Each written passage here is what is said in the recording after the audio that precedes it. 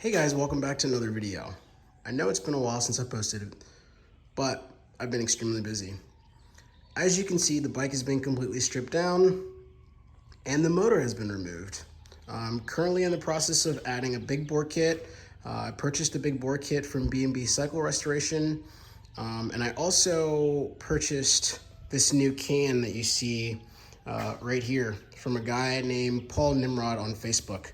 It's very similar to the Hindle can that many people are running on their Groms these days, but it's all titanium. Comes with a baffle as well. I don't use the baffle. I like being loud. It's a nice safety feature for me as well. Many people hear the bike before they can actually see me, and it has saved my life many times.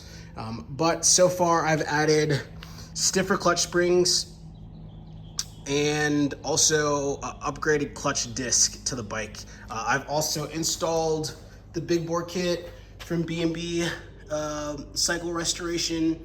I'm just waiting for a new head and also cams.